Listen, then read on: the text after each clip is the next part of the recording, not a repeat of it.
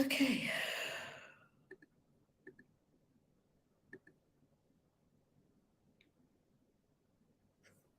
Okay.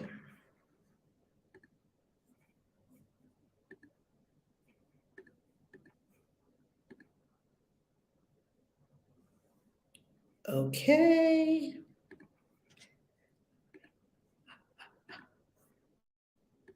Let's see if we can do it this way.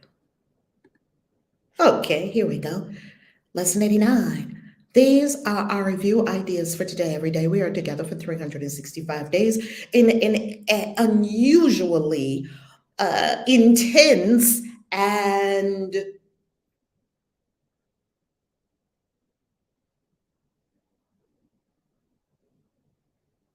profound life transforming commitment of being here for 365 days straight to do every single Course in Miracles lesson for the entire year together straight. We do this at 7 a.m. Eastern Time each morning on 4 platforms. Reverend Valerie Love YouTube channel, you can find it at valerielovetv.com. The Christian Witches YouTube channel, which you can find at Christian Witches. The Reverend Valerie Love Facebook fan page, which you can find on Facebook at Val Love Inspires, and Clubhouse in the Christian Witches Club. Tap the greenhouse if you're on Clubhouse up at the top of the room and connect with the club.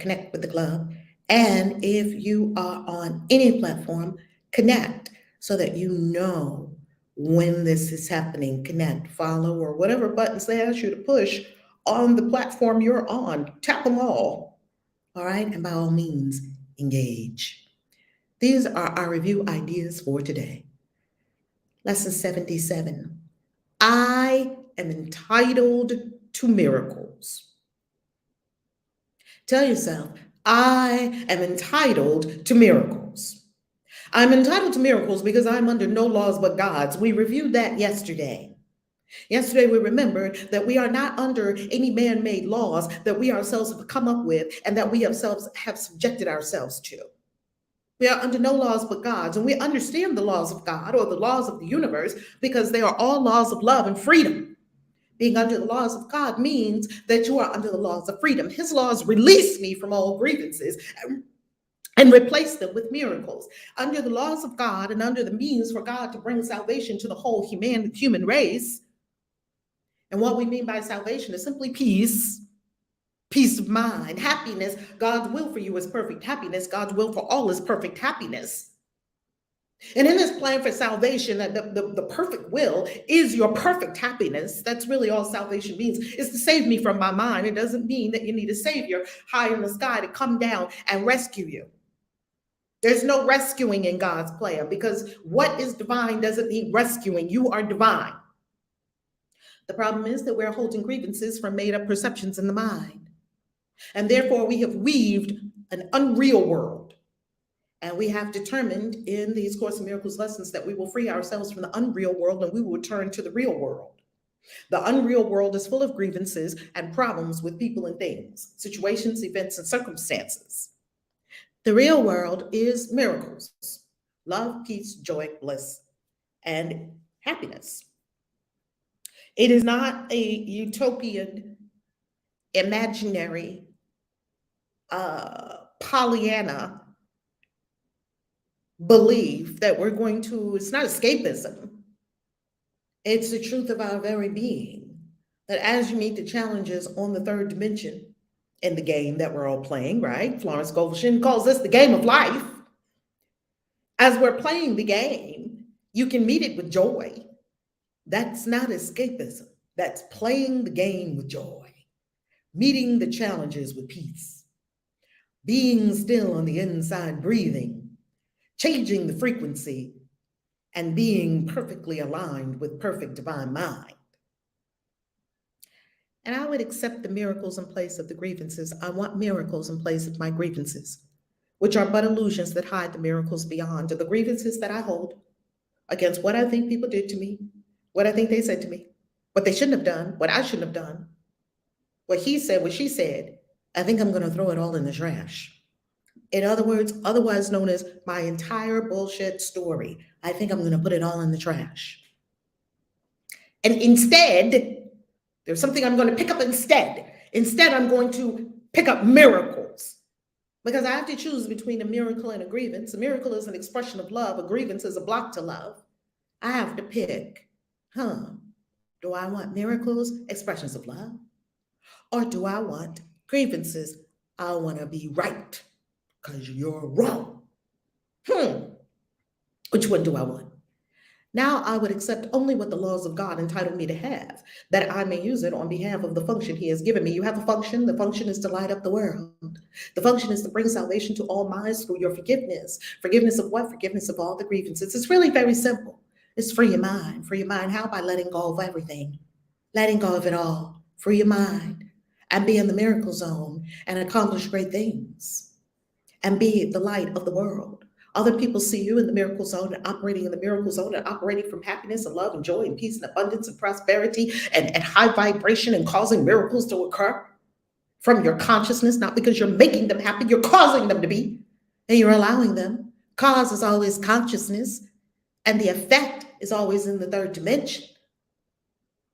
So they see you doing this and they say, how are you doing that? I'd like to live that kind of life. And then you share with them. Maybe you share it in vibration by simply being peaceful. Maybe you share it in words if they ask.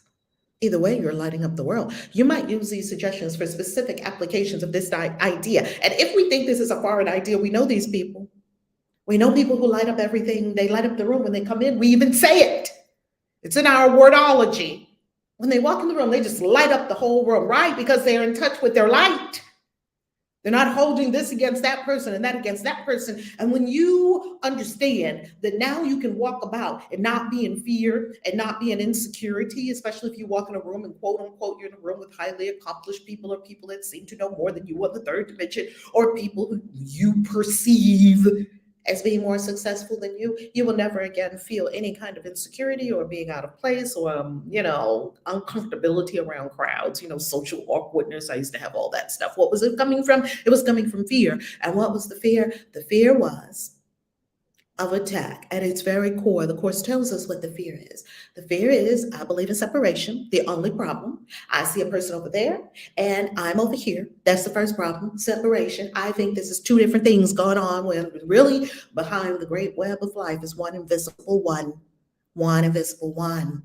Yet I've closed off my connection to source and I'm seeing another person. Well, the second separation happens in my mind, nowhere else. It's not real.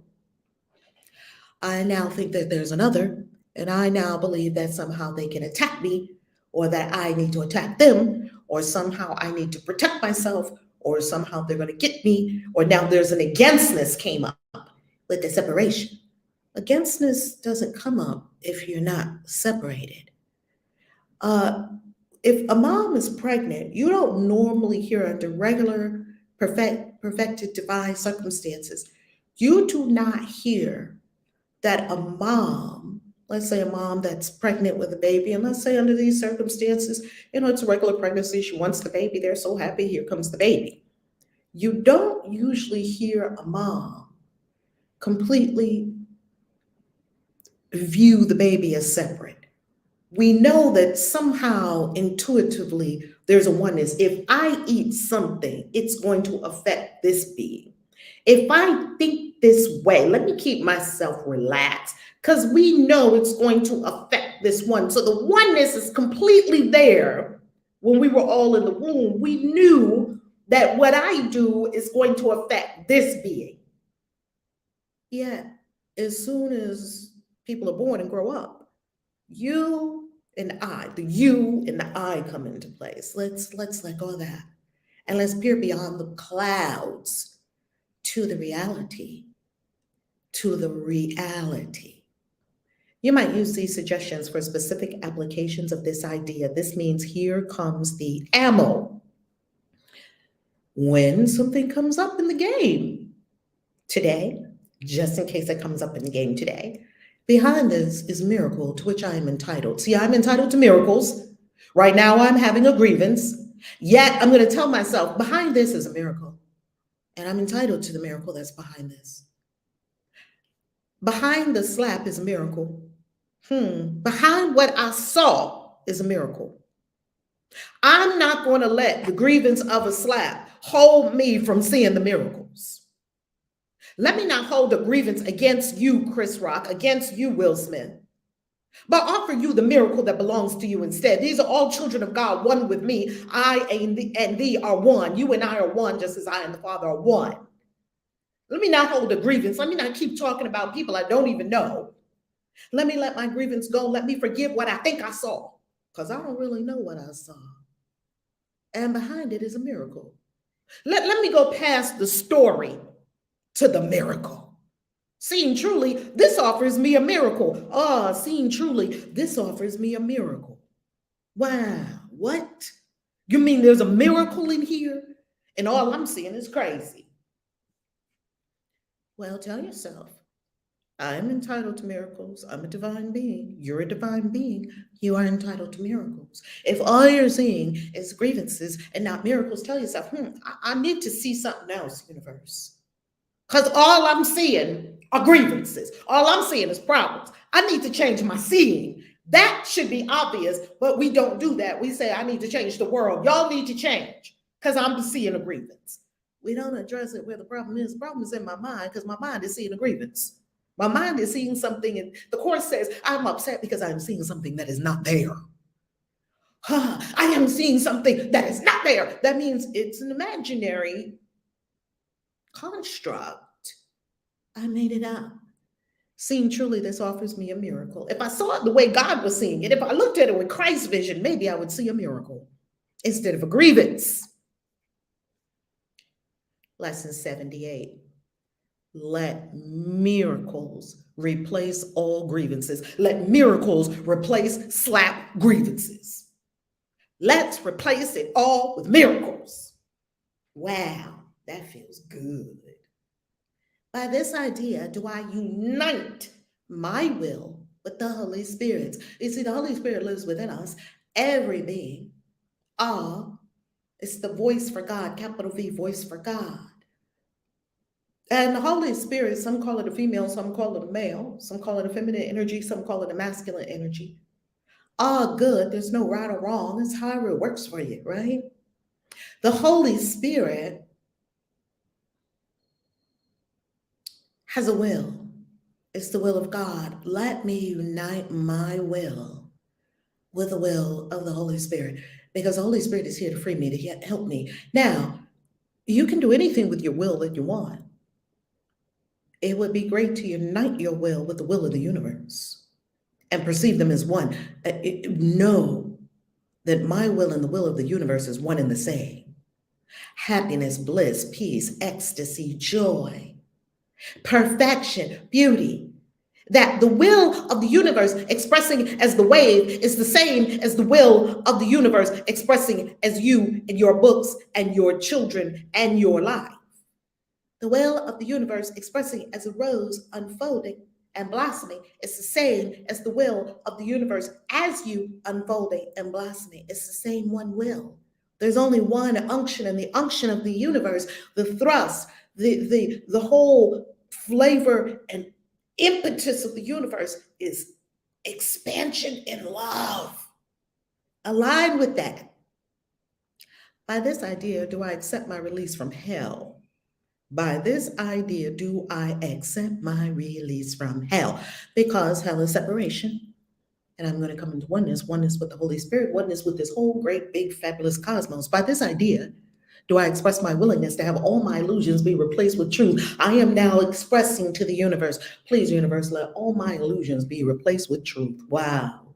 It can be that simple. It can be that smooth, uncomplicated.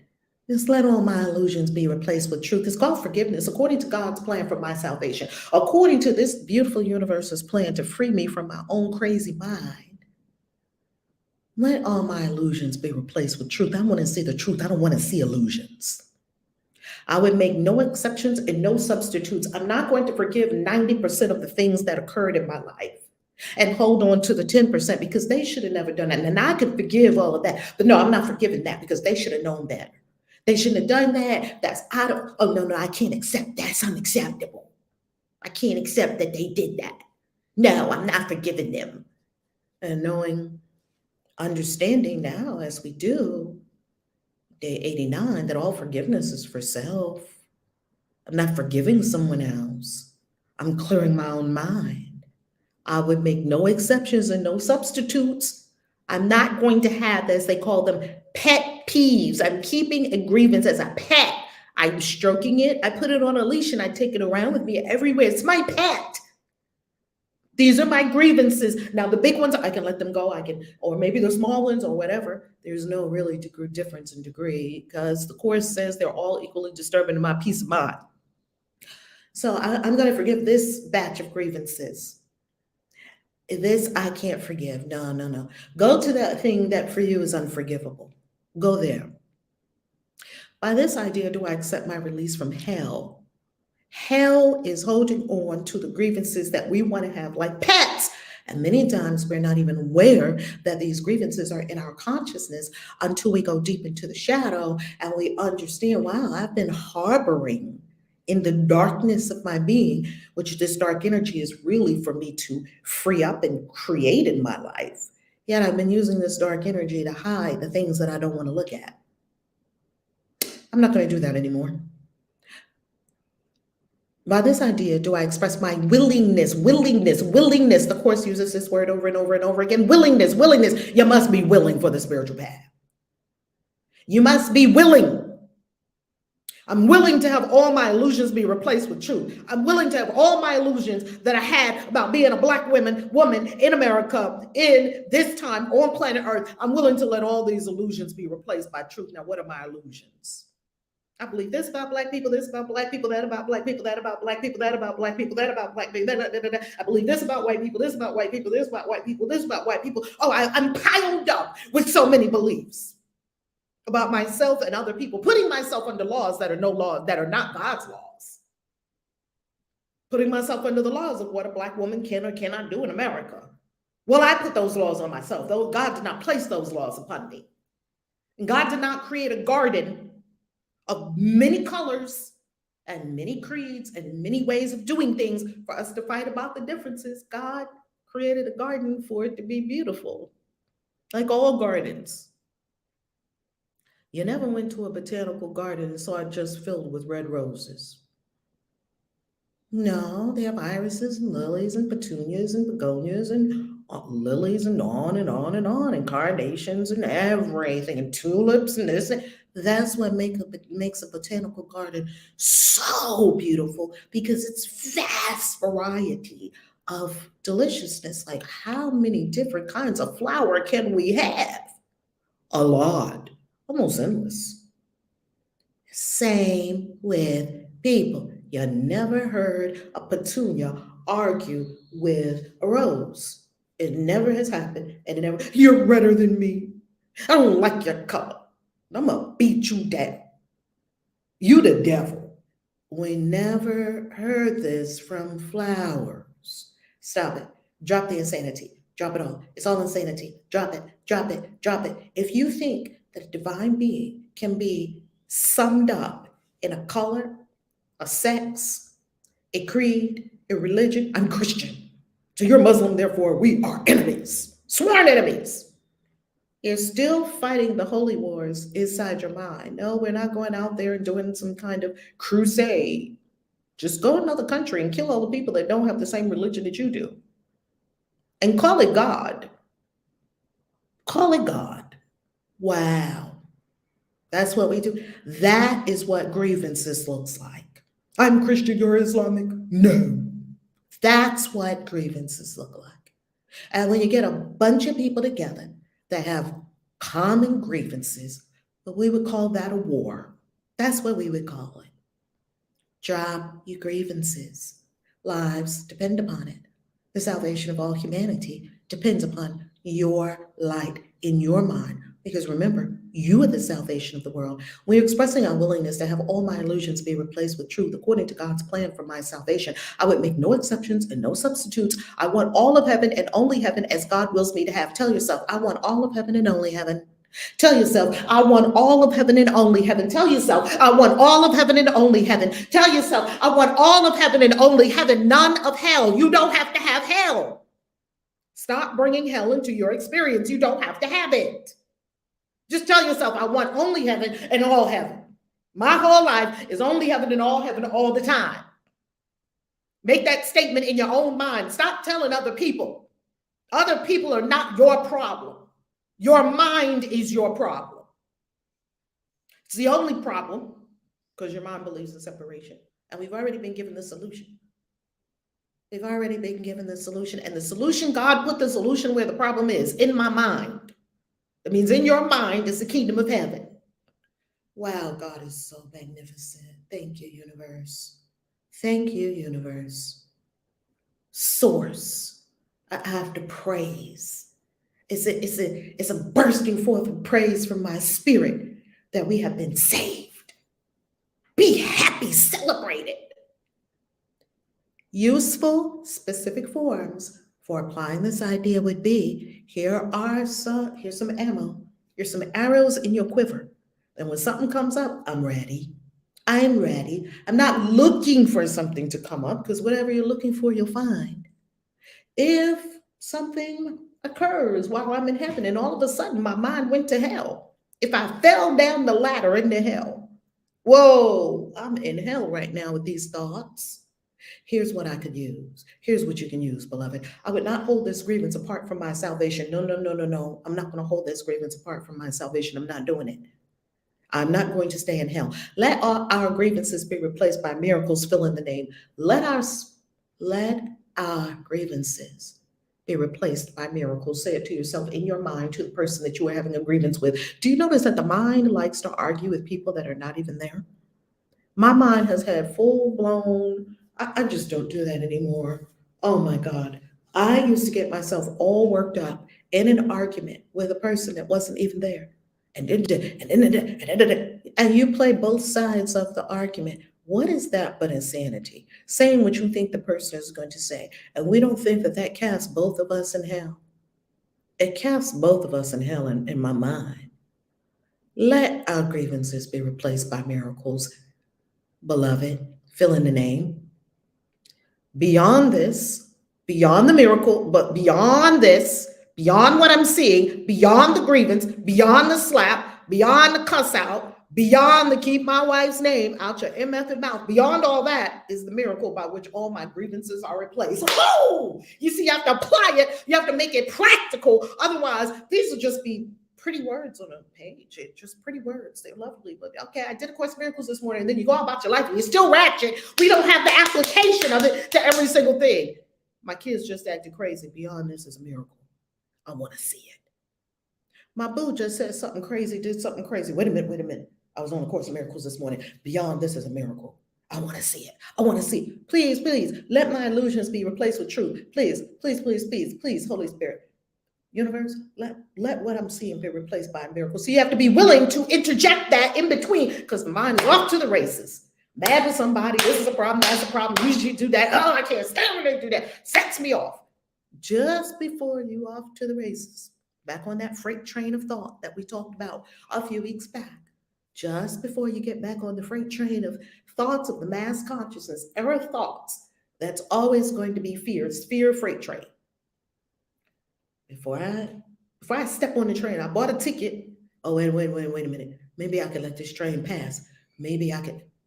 I want to see the miracle. I want to see the miracle. I want to see the miracle beyond this. Aha. Beyond this is the miracle by which all my grievances are replaced, and you are entitled to miracles. I have a story for you. It's a forgiveness story.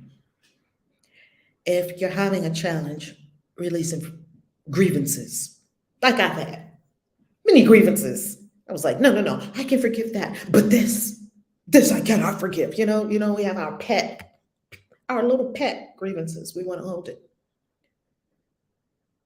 I was at Revelation. Revelation is a big conference that the Agape family used to do. Maybe they still do it. It's a conference every year.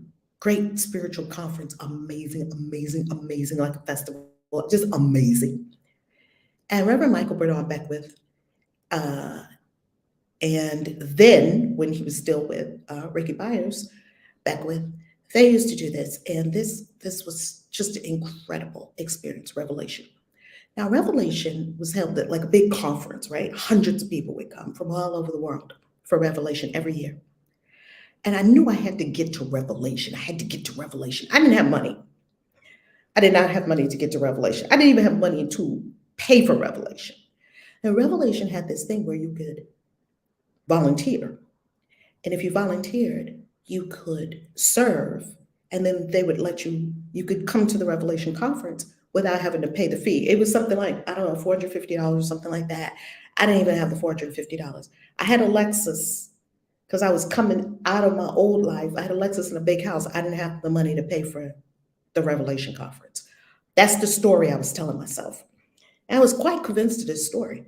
So in my being convinced of the story that I didn't have $450 and couldn't find it, it was somewhere around there. I don't know the exact amount, maybe $425. In my convincing myself of that story, even the universe came and met me right where I was and helped me to see, well, she thinks she don't even think she can get $425. All good. We're going to meet her right where she is. Like the universe wasn't judging me. It just met me right where I was. And it said, you can still go.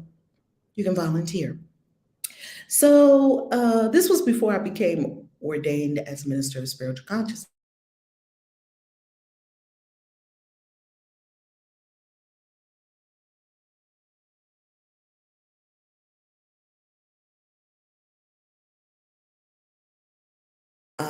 2022, as of the day that we're creating this experience together. So as of today, as of me recording this, it is 12 years later. Now, this was before then. So I don't know, it might have been about 13, 14, 15 years ago. As of now. Now I realize that I've been on YouTube already about 12 or 13 years, and people actually watch videos of mine that are 11 and 10 years old, and they say, hey, Rev, how do I do this or that?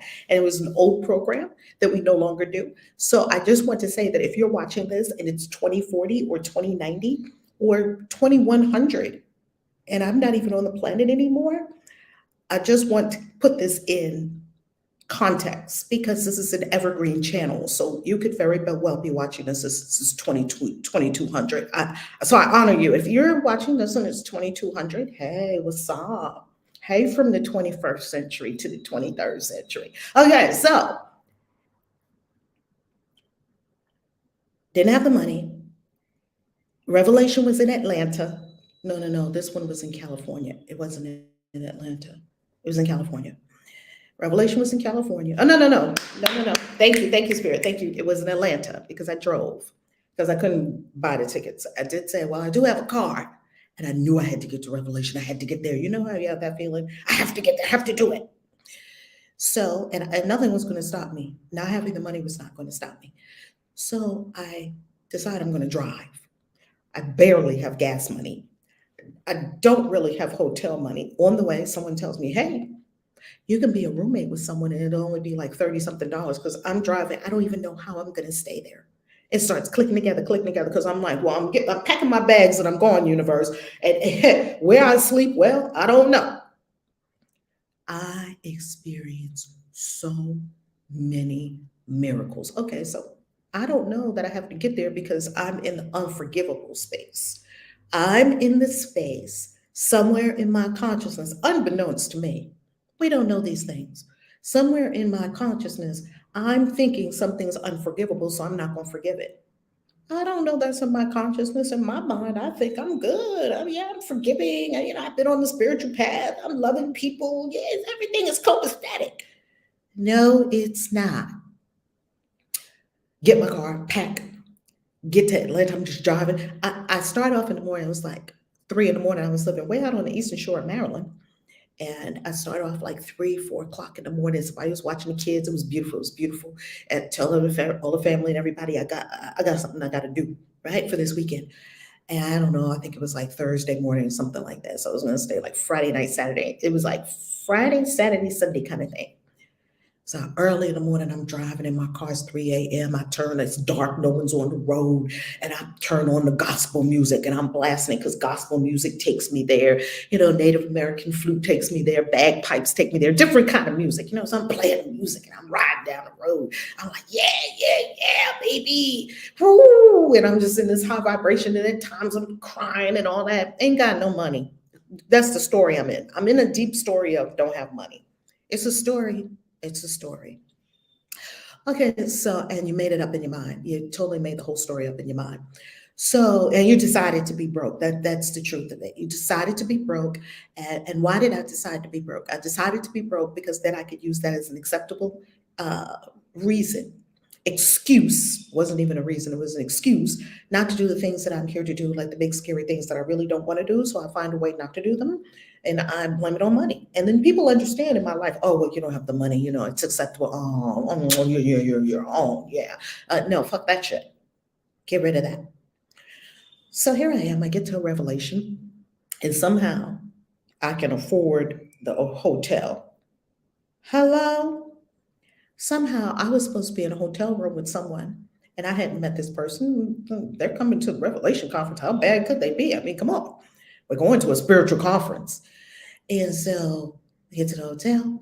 I never saw the person for the entire weekend. The person never checked in. Yet the person had paid for the room, and I paid for the room. My half and half. I got a whole room half price. Okay. Okay. Do you see where this is going? All right. So I am volunteering, and because I'm in ministerial training and preparation to serve humanity as a minister of spiritual consciousness, I was not yet ordained. Uh, this is perfect for you to volunteer to do spiritual services and spiritual work at the convention, at the Revelation conference. Okay. And so you choose what you want to do. There's many, many things that must be done. I mean, hundreds of people are coming in. This is a spiritual conference. What would you like to do? And I said, my inspiration said, prayer, be in the prayer room. Okay. Now the prayer room is its whole own entity. This is not like a hotel room. Those hotel conference rooms. You just walk into a conference room, bunch of chairs in there, you sit down and pray with somebody. No, no, no, no, no. That wasn't this prayer room. This prayer room was so decked out spiritually, it was not even funny. They had the fabric, the white fabric draped. It looked like heaven when you walked into this prayer room. They had the little fake candles because they don't let you burn real candles in hotels anymore. Those little fake candles, and they had the little candles around and the lightings down, and the whole and the big altar, and the space was all prayed up, and whoo, you walked in there, it was just like, yes, this is where I need to be because my consciousness is off. So I walk into the prayer room, and they have different chairs set up, and it's one chair facing this way, one chair facing this way. And so you sit down, and the practitioner, the spiritual practitioner, sits in one chair. And right in front of you, we didn't have social distancing back then. We actually used to hug people without fear. I know, crazy, right? How dangerous were we acting? And Ruth and just, yeah, reckless. So anyway, this person sat, and the chair is so close that your knees touch. And then we hold hands. Yeah, people actually used to touch people's hands without hand sanitizer and didn't think that we're going to die. That's the age we were living in case you were wondering about that part. And so, the practitioner holds their hands out like this, and the person takes their hands, and then the practitioner asks the person, what are we praying for? Or would you like just a general treatment, prayer treatment? Now, the prayer treatments that we did is what's called scientific prayer. And scientific prayer has 5 aspects to it, and you can look it up. It's a very specific prayer protocol. And that's what we would do. So we call it a treatment. Very similar to Florence Scovel Shinn. She would do treatments for people, very similar to, and basically, what is it? It's aligning my mind, the practitioner's mind, with divine mind. It's the same principles of Ho'oponopono. If I line up, that transfers also to the person, and we did it with an intention for this particular thing to be taken care of in this person's life, and then done. It's over, it's done. You don't have to keep doing it. Okay, so that's what this specific treatment is for.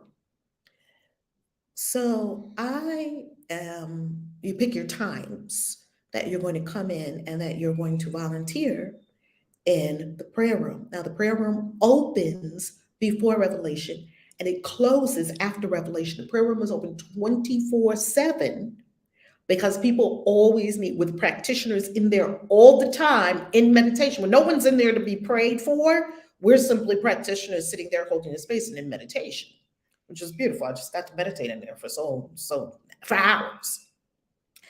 And so here's how I found out that I had unforgivable energy in my consciousness. I'll forgive all that. I'm not forgiving this. Unforgivable stuff.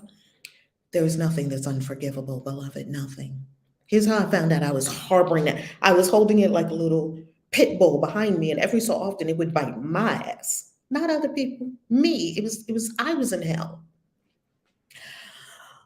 And I shouldn't say not other people, because the people that were around me, whenever that pit bull came out, they probably got a little snap, a slap, an energetic slap too. Now, because we were harboring like vibrations. So I go to the prayer room and I pick the time and I'm going to meditate. I'm going to be in the prayer room from something like 2 a.m. to 5 a.m., right? Because we pick shifts and you're there for like 3 hours and so forth. So I want to pick some times during the night so that I can go to some of the conference during the day. I'm also going to catch up on my sleep. So I'm picking times just as I'm kind of led to, and there were openings on the calendar. And okay, Minister Valerie, you can do that. Yes. And you have your all whites on and you're prayed up. If you're going to be praying for other people, we would assume, minister, that you're going to be prayed up too. And so, you prayed up and you come in. So I came in one night to the prayer room. And now that you have the whole context, you understand everything that was going on around me and in my consciousness as I was in this experience. So here I am sitting in the prayer room. It's like, I don't know, 2 o'clock in the morning. No one came in for a while. I heard some little people walking back and forth like middle of the night, and I was staying in a meditation. And all of a sudden, 3 o'clock, the door cracked open and light came in. Welcome. You speak in hushed tones here in the prayer room. And this person walked over to me like, they looked like a zombie. They bags under their eyes, couldn't sleep. And I was like, oh my, I set up like, oh my, like, what am I looking at? When you look at something, this is your consciousness. Oh my. There is an aspect of my consciousness that's totally exhausted. This is what I look like, because the way that the law works is it puts your consciousness in front of you so you can see it. Because you won't see it when you look in the mirror. You just see your cute self. Oh, I look great. Oh, this cute earrings. I'm good. Spiffy. No, that's what you really look like. That's what I really look like? Yeah. What's in front of you is what you really look like, boo. Oh, okay. So she walks over and she plops down in the chair right in front of me. Like she drags herself in. She just sits down like, I sit up. I'm paying close attention. I'm like, okay, game on. You know how the universe puts you? Game on. Okay, I sit up. I don't know what in the world's about to happen. And I go into, the protocols. Welcome, beloved. Welcome. I'm kind of bewildered. Like, what's happening here? Because I don't know what. And I said, welcome, beloved. How may I serve you? What are you looking for? What can we do for you? And she said, she paused. She was sitting in her seat like this, and she looked at me. She said, how? This was literally what she started with. How do you forgive the unforgivable? And I was like, ding, ding, ding, ding, ding, ding, ding. Okay, universe. Like, it seems like these things come out of clear blue sky, out of left field, out of nowhere. Nothing comes out of nowhere. And I looked at her. I said, okay, I'm ready. So we're praying to forgive the unforgivable. And she looked at me like, can you please help me? And then she said, I haven't slept. No kidding. I can't. Now she's at the Revelation conference. She's staying in the hotel upstairs. She can't even sleep. She's like, and guess what? I'll bet you any amount of money. Before this lady came to this conference, I'll bet you any amount of money she looked like $1,000,000. She probably walked in the conference looking like $1,000,000. And then as soon as she got here, her spirit guides and ancestors were like, now, take her down now. And then she probably was like, what? Because she was at the conference. Because you got prayer practitioners, you got angels, you got spirit guides, you got ancestors. You can hear super well. You're in a high vibration, high vibration, high vibration. All your stuff is popping and crackling like a 222 quantum manifestation. You're in such a high vibration that your stuff starts crackling and popping, and some of it will just fall off, and some of it requires your forgiveness. And you're like, whoa, game on. And I took her hand. I just start beginning to pray because that's what I know how to do. And now if I can know how to do that, I will go all the way to heaven and knock on the door and say what's going on, because clearly there is no other. I clearly am not forgiving I'm thinking things are unforgivable, God. This person is you. All you energy healers out there, you light workers, you really think you have clients. When I taught in the Destiny Coaching Academy, I used to teach and train spiritual life coaches. And I used to tell them, you are your first and only client. You are your only client, beloved. You're looking at you. We don't think that. We think it's somebody else. I'm going to help them. I'm going to help this client and that client. I'm going to help myself see things differently. And I'm going to use my clients to see what I'm really thinking. So she says that. I say, okay, let's go in, because I know how to go in. I will freaking go in on some spiritual practices. All right, we going in. I take her hands, I start praying, I start going into, and then we're praying, and more happens. And she starts shaking, because the stuff is popping off and shaking off, and she can't stay on the chair. Now, after about half an hour later, she's starting to slide off the chair. And I asked her, beloved, would you like to go to the floor? Because sometimes I have seen a lot of people in spiritual experiences go to the floor. And that's the safe thing to do. A lot of people just hit the deck. And so I was like, would you like to go? Would you feel better if you just lay down on the floor? Because I can just pray over you. Because I'm used to all that. I'm from Inner Visions, and we see a lot of things. Let's just put it that way. We can't talk about that. So this is not strange at all. It's just like church when the energy moves. Sometimes you might see somebody get up and shake. Sometimes you might see somebody fall out. You might see somebody just take off running. I've been in a lot of experiences like that. And you may have been too in churches, and when spirits hits people and your body starts convulsing, things start happening. But that's where we were. The things were happening and popping and cracking off. And she was like sliding out the chair. And I was like, would you like to go to the floor? And yes. And so I just laid her out on the floor. She just laid on the floor. And then she sobbed. She curled up in a ball and sobbed. See, this is beautiful. The stuff is coming out. Don't tell people, oh, no, don't cry. No, it's going to be okay. Cry that shit out. Get it out. I love when people cry. Do you know crying is the complete cessation of the ego? When you start crying, the ego's gone because it's so vulnerable. Like Will, when he was talking and the tears was coming, that is your pure, raw, vulnerable self, no ego. There's no ego because it's so vulnerable and so, that's when you open your chest and you just go with it. That's actually a superpower. She's on the floor. She's sobbing. I'm still praying, and now I'm walking around her, and I'm moving the energy. I didn't know what I was doing. Spirit was doing it all. I was just willing to clear up this unforgivable. This is what I discovered. There's nothing unforgivable.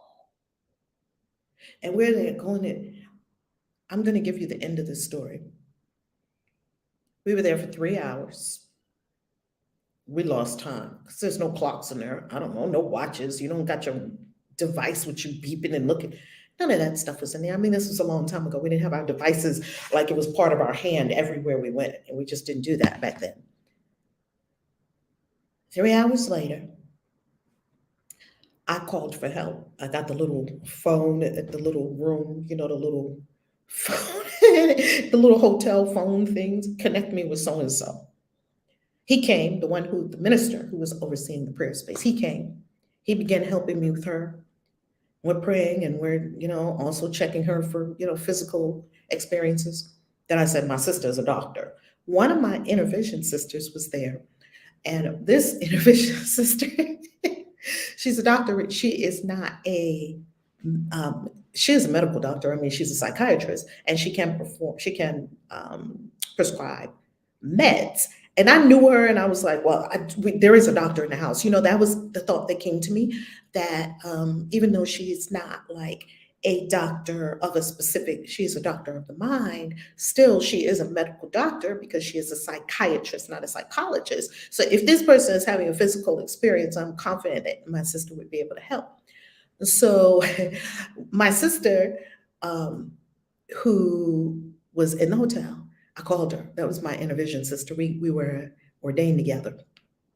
And I said, something's going on. Can you come down? Yep, right away. Here go a minister. Put on your whites.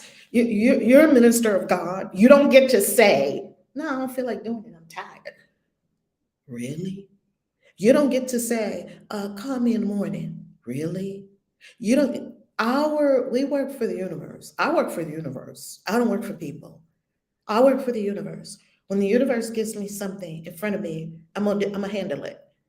That's how we roll. And you don't get to say, I'm off today. Ain't no off days when you work for the universe. There's no vacation. And it's the best, oh my God, best thing you could ever do with your life is work for the universe. I work for the cosmos. And so here came my sister, yep, and she's whited up, and the other brother, he's whited up. And so she, we get her, we call her a wheelchair. I mean, this lady was gone, like limp rag gone. Like I think they purged everything. She looked like, when the steamroller of the universe comes for you and it just flattens you. And then we pick you up and you're like this, like a gingerbread man or something. And then we have to shake you up and get you reanimated again. She was like that. She was like the limp rag doll kind of thing. And we helped her into a wheelchair. We call for a wheelchair. This is what a true purgative spiritual experience can look like. I've seen it look like a lot of different things. Do you know by the time she finished, we took her up to her room. Where's your key? Get you in the room. The three of us in a wheelchair. The doctor was there. We put her in the bed. And, my sister was like, how many fingers am I holding up? Are you with us? Water, everything. Because spirit will tend to you physically, spiritually, emotionally. All of it will be mentally, all of it will be tended to in God's plan. Nothing will be missing. If you require a doctor will be there. If you require mental health support, a mental health professional will be there. If you require somebody to help you, if you require a wheelchair because you can't walk, her legs was like rubber. She wasn't going to be able to walk up to her room because she had a deep, profound experience. And in it, she and I both, as one, we took on in our own consciousness what we saw as unforgivable. And though she was on the hot seat, she was the proxy, we call it the proxy, the one spirit is using to clear us all. Obviously, she was taking the hit for the team. She was clearing it. And as she cleared it, I cleared it. I'm cleared. The brother is cleared, or whatever he was holding it might have been unforgivable. We don't know. And the doctor is clear, whatever they're holding is unforgivable. We don't know. And we got her in bed, and then after we got her in bed and she was okay to leave, and she just knocked out. She went straight to sleep. And we got outside the hotel room, and the brother said to me, he said, you go take care of yourself.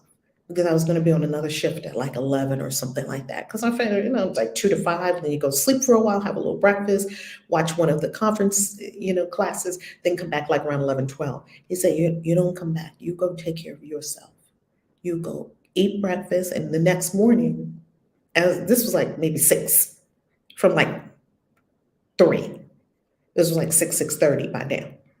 He said, you go and take care of yourself, get some rest. And the minister's breakfast with Reverend Michael Bernard Beckwith was at 7 a.m. So he said, okay, go get some breakfast, and then you go take care of yourself. And we got your shift covered. Don't even concern yourself. We're coming back to the prayer space. You take care of yourself. And went to breakfast. with Reverend Michael and all the ministers that were there. They were looking all fresh and beautiful and perky and you know, because they had slept all night. And I walked in looking like that lady had looked in. I walked in trying my best to be present. And they had a spread. I mean, they had all kinds of grits and this and that and biscuits and everything. And I was like, I ate. And when I got to my room and washed myself and cleansed myself and cleared my spirit and all that, and fell in that bed, I don't know how many hours I slept. That was why I came to Revelation. See, you don't know why you're going. You don't know why you gotta get there. You don't know why or how, what God has for you. You don't know what it's going to look like. You don't know who, what, where, when, how. You don't know any of that. You only know, I gotta be there. I gotta get there. And you go. I don't care what, you go. Because you're going to get your life in ways that you cannot imagine. The floor is open.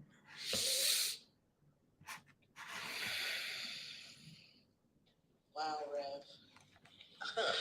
I mean, I've heard that story a couple of times, and every time I hear it, it gives me chills, and I'm like, gosh, I have so many cherished and beloved grievances because they show up. And I'm like, there's no way this could be me. Yes, it is. Who else could it be? And so the challenge is always to go within, as you taught me to do. So I didn't know what that meant. Go within. Go where? What do you mean within?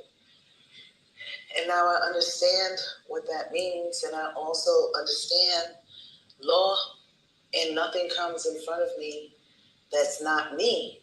And this is, we talked about it before, one of the reasons why I just never wanted to do clinical practice again after I kept seeing myself popping up in front of me. I'm like, I'm not going to do this for the rest of my life. And so doing this work is so important to me. And because I know when I heal, I don't heal alone. When I heal the abandoned little child, the angry, teenager or whoever's in there in the shadow, when I heal those things, I know I bring healing to the world. I shine my light and I extend that. So this whole slap that went around the world, it was a true wake-up call for me. And I don't want to belabor that conversation. It's just ever since that happened, it's like my eyes popped open, look what's in front of you. Look at it. And if you don't like it, be willing to change it, to dissolve it, to transmute it, to polarize it to the other side. And so I'm really humbled by the past few days and everything we've discussed and everything that's coming in front of me. And I'm just going to take a deep breath on that. I'm complete for now. Thank you.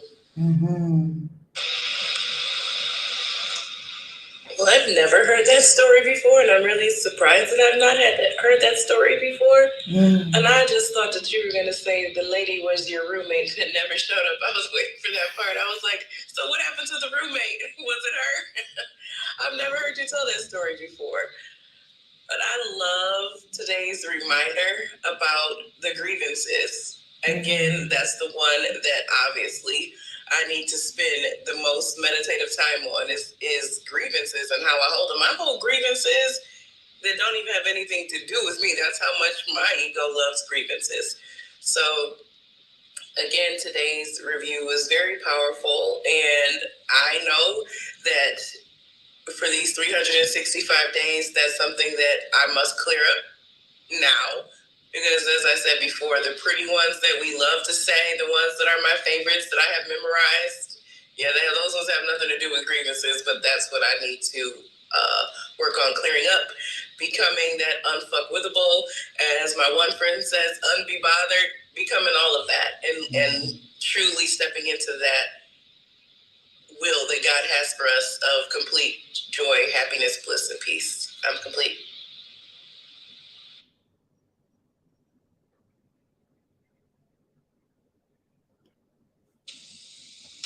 And good morning, everyone. Good morning. Yes, I love this lesson as well. And I love when you said, like, behind these grievances is a miracle.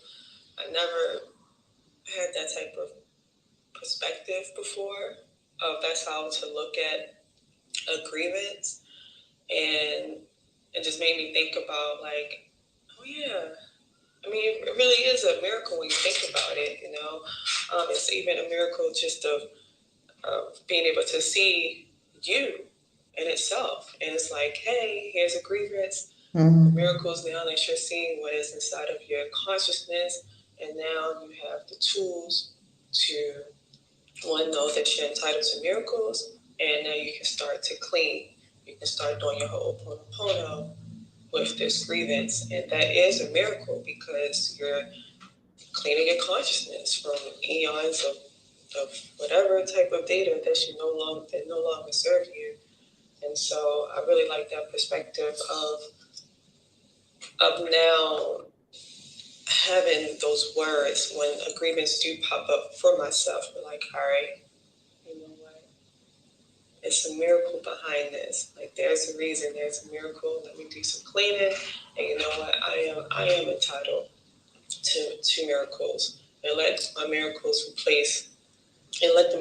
replace the grievance. So I like that. And that's all I gotta say for now. Mm-hmm. And I didn't tell y'all how it ended with me and the money situation, did I? No. I had enough money to eat. How? I don't know. Where did it come from? I don't know. Ate the whole time very well. And I was down to leaving. I don't know how I even had gas. I was trying to figure out how many gas tanks, Phillips, I had to get back home from Atlanta to the Eastern Shore of Maryland. Look it up. When I left, I didn't even have the money. Now, Spirit had me park my car in the garage, and the garage was something like $10, $12 a day. And I was in there for 3-4 days. And I'm like, Lord Jesus, if I pay for this garage, I ain't gonna have enough money to get home. This is my mind, what my mind is saying. Like, I don't even have a gas and garage. Do you know what happened? And I'm just praying. Do you know what happened when I came to that garage? When I pulled up to the thing was open. It was like, drive on. When I pulled up to the thing was open, no charge at all for the parking. At this hotel like a Hilton or wherever they had it. You know that does not happen at a hotel.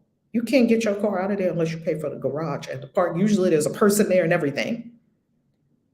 Nothing was there and the gate was open. I'm like, what? Do you know how much I was nervous about the parking? Like, every so often it would pop in my mind, oh Lord Jesus, it's another $10 or $12. Do you understand that I was doing all of that in my mind and it was not even an issue at all? Why do we put ourselves in hell when it's not even an issue? It's already been taken care of by God. It's already been taken care of.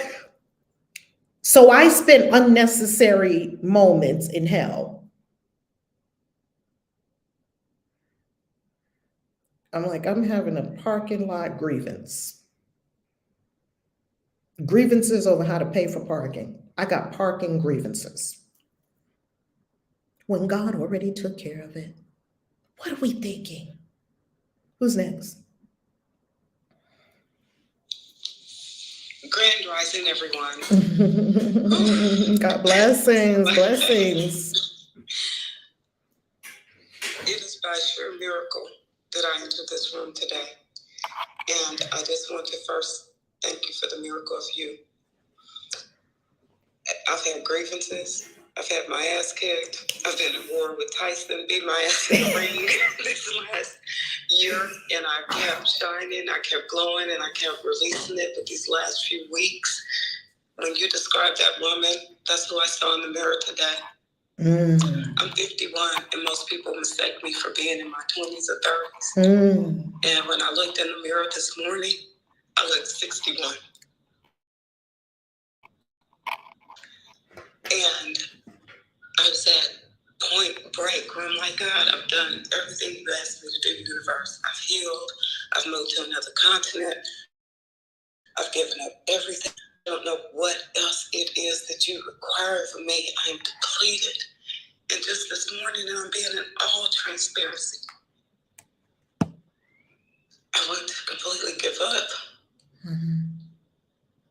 And I have a whole magic full of grievances because I have not completely comprehended what. And I came back in the bed and I just laid here and I was like, God, if you don't allow me to wake back up, I'm okay with that. And Creator, for whatever reason, said, go to Clubhouse. Come on, God. And I couldn't imagine why. Come on, God. Before this moment, didn't know you existed. And when I came in initially, I was like, nah, this is not where I need to be. And then you kept talking. And you kept sharing the stories. And when you described, and when you said